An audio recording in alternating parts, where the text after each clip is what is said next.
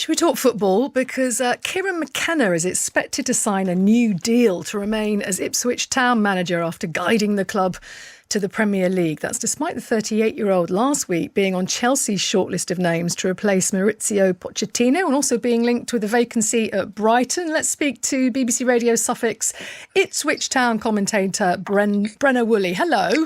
Hiya.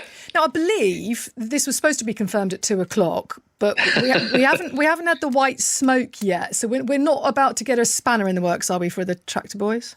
No, I don't think so. No, there's been so much rumour and speculation and counter-arguments this last week to 10 days. So it's no big surprise that things haven't gone as we might have hoped they would with, as you say, some sort of announcement nearly 4 hours ago now. But it does look like he's going to be staying at Ipswich Town, probably, one would imagine, with a new deal, which would be thoroughly deserved. And it's a massive relief to Ipswich Town supporters who've really taken Kieran, understandably, to their hearts with what he's done at their club in a relatively short space of time. He's kind of got the love, the adulation. Some suggest more than a manager going back decades, perhaps to the days of Burley. Some have even compared it, maybe getting a little bit carried away, with the days of Bobby Robson and the success that he had.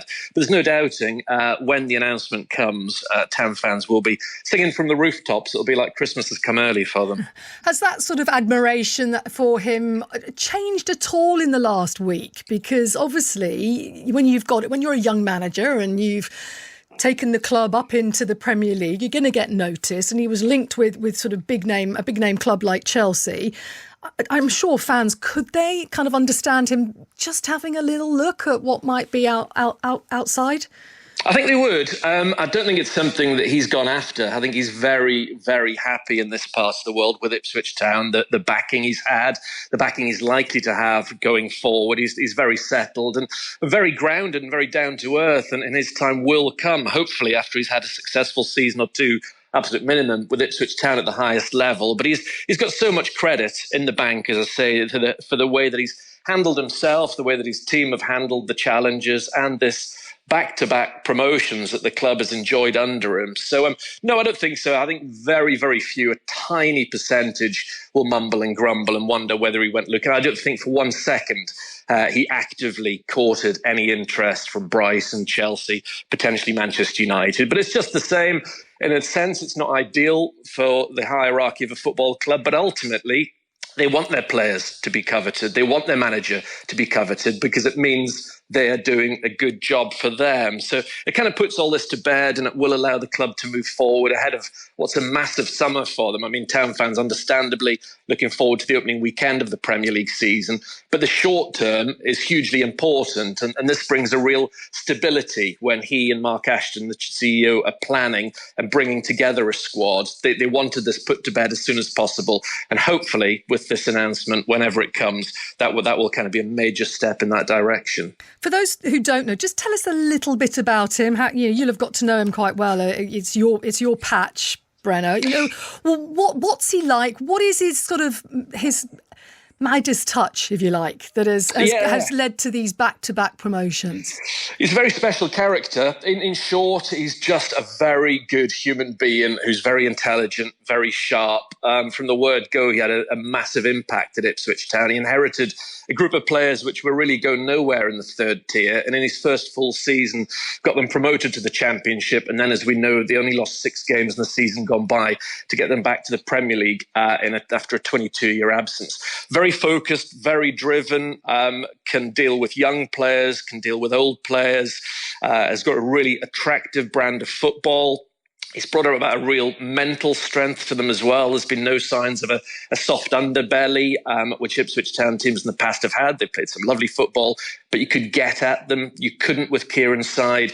And as I say, everything I hear about his methods from ex-players that have been up the training ground and watched him, from players who have worked under him, from players who've moved on, who were released last summer, none of them have a bad word to say about him. He retired at the age of 23, and I think from that very moment he decided, right, I'm going to throw everything into being a coach, worked his way up through the youth levels at Tottenham, then Manchester United, and had that steely-driven focus that he'd become a manager around about the age of 35, which was when it was.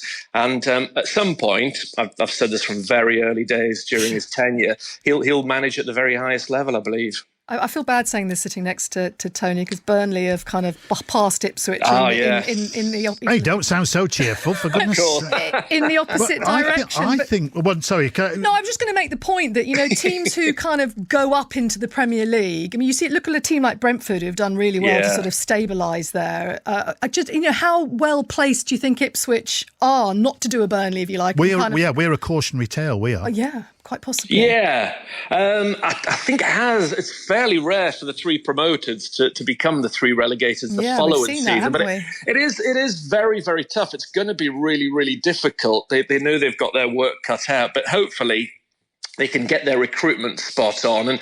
And like you mentioned Brentford. Bournemouth were up there for a fair old while under Eddie Howe. I think Burnley did have a few seasons under Sean Dyche. So clubs that aren't any bigger than Ipswich Town necessarily. Swansea were in the Premier League for a fair old while. It can be done. So as I say, that's why I think it's massively important. Better to have all of this now than in July. Put it to bed now. It's a stable foundation for the club for which they can go forward. And like I say, do some really, really important work over the course of the next 6 weeks before they get back to training, building up to the Premier League. So, let's hope they can survive. They only survived a couple of seasons the last time they were up for various reasons. I think they went a bit kid in the sweet shop with investing in certain players. And also the European football the second season didn't help.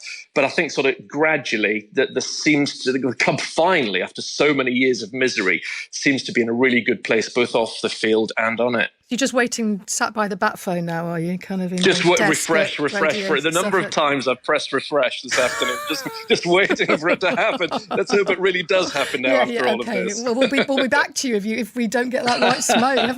That'll be a story, won't it? Thank you, Brenner. That's brilliant. Pleasure. That's Brenner Wooley, who works for BBC Radio Suffolk, follows Ipswich Town, they've gone up into the Premier League. Fair play to Kieran McKenna, sticking by them. He probably thinks if he fails, he'll get a gig at Bayern Munich like our manager. I mean, the world's gone mad. Right.